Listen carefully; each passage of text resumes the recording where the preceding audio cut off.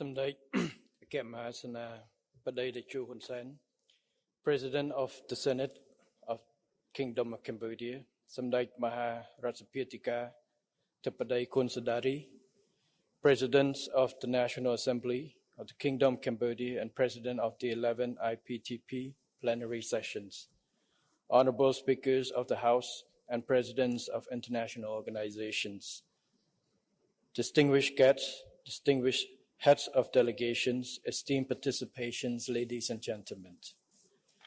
It is my great pleasure and honor to be with you all at the 11th plenary sessions of the International Parliament for Tolerance and Peace IPTP here in Phnom Penh to deliberate on such an important theme, a quest for peace, reconciliations, and tolerance. The gathering of this august body truly reflects the shared commitment of parliamentarians, politicians, and relevant stakeholders from all peace-loving nations to building a world of peace, tolerance, harmony, and prosperity.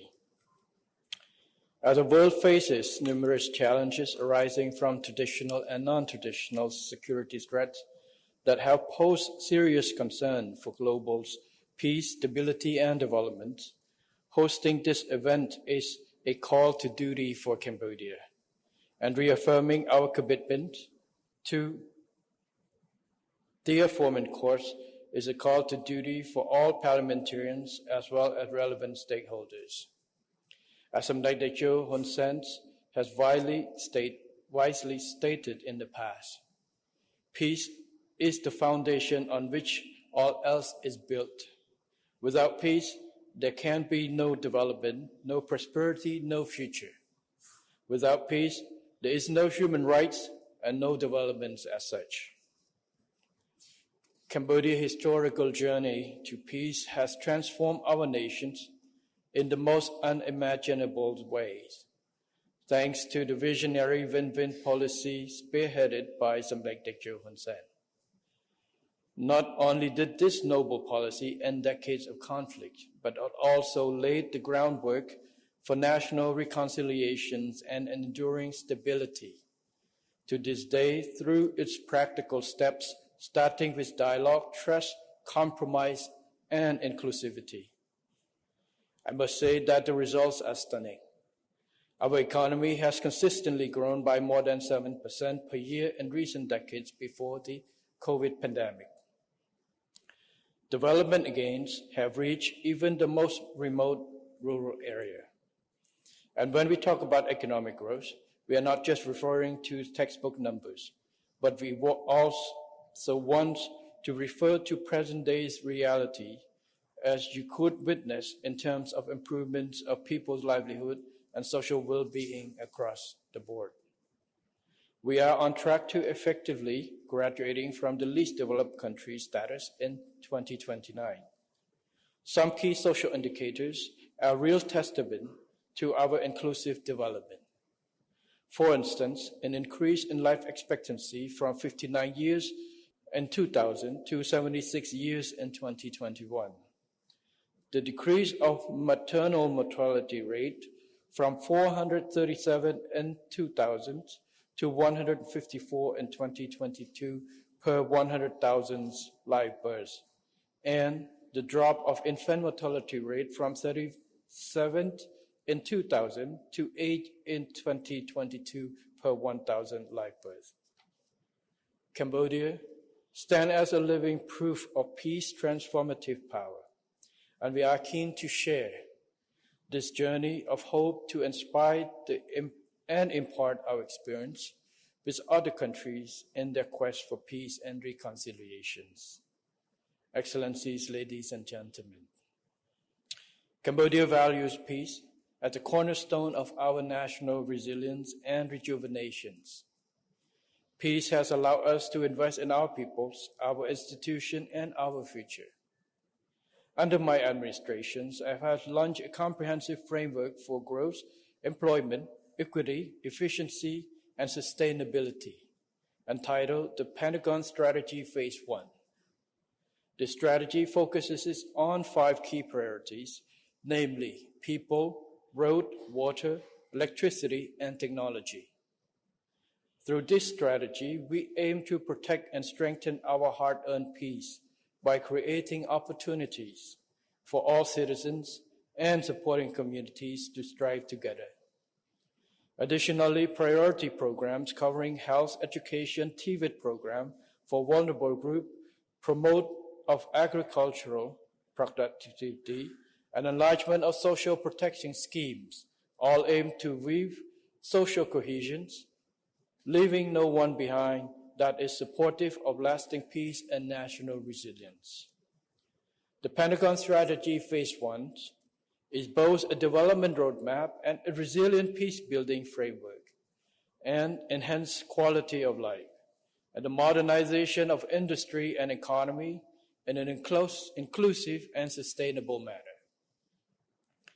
Its core principles resonate perfectly with the significance of the launch of the Universal Peace Charter for people and the planet.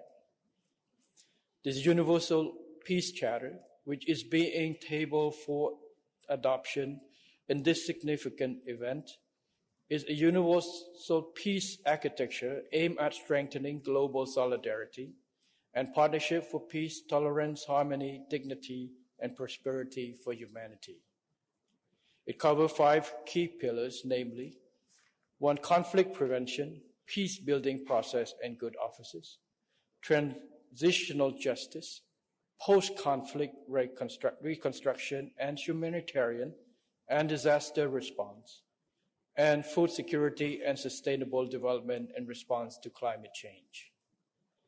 Here it is important that I highlight another extraordinary achievement that Cambodia has made in connecting peace, justice, and tolerance. Delivery of justice during peacetime is equally important as the provision of justice in the post-conflict era. The extraordinary chambers in the courts of Cambodia, the ECCC, or the Khmer Rouge Tribunal, had successfully concluded its criminal trial process to deliver justice to the dead and peace to survivors. The tribunals have set international norms in terms of prosecution on genocide and crimes against humanity. And Cambodia has served as an example of how a nation can face the troubled past with dignity. Through these transitional justice mechanisms, our society can rely on a foundation for enduring peace and reconciliation without the possibility of revenge and relapse of conflicts. Of important note, the high level of tolerance of Cambodians and the strong resilient mentalities cannot be overlooked when considering how broader enemies can still coexist peacefully, and that national army can be united even with the integration of the former Khmer Rouge fighters. This is a painful experience for many survivors, but for the sake of unity and harmony, people choose to let bygones be bygones because they knew that they were victims of war and they did not create. Excellencies, ladies and gentlemen, our pursuit of peace must be proactive and it must be a collective effort. It is crucial that we mobilize greater participation of all states and non-state entities, including the private sectors, private foundations, think tanks, and other civil society organizations. Their contributions are essential in promoting preventative diplomacy, trust building, and confidence building measures and media integrity, stimulating international cooperations, interface dialogue, trade tourism, and people-to-people relations are as important as getting women and youth in all spectra of peace, security, conflict, and conflict preventions. Moreover, we must work together to address the non-traditional threats like food and nutritional insecurity, and climate change related to disasters, among others, which, if not tackled properly, can undermine peace, security, and development. It is vital that the international community cooperate closely together on this food, water, energy security nexus. Similarly, we must harness the power of science, technology, and innovation, including digital technologies, as a key development resources to enable us to meet the targets of the 2030 UN Agenda for Sustainable Development and other relevant national development plans of our nations. On this note, I look forward to seeing the Universal Peace Charter agenda moving ahead as a great catalyst to enhance synergy between government, parliaments, and society organizations to realize our visions of peace for humanity. I wish to take this opportunity to call on all nations and entities to join us in advance our shared commitment to make our world safe and prosperous for generations to come. In closing, it's allowed me to take this opportunity to extend my heartfelt wishes for the success of this 11th plenary session of IPTP. And may our discussions today inspire meaningful actions toward global peace and cooperations. May peace and development flourish across the world. I wish all greater success in all your noble endeavors. Thank you very much.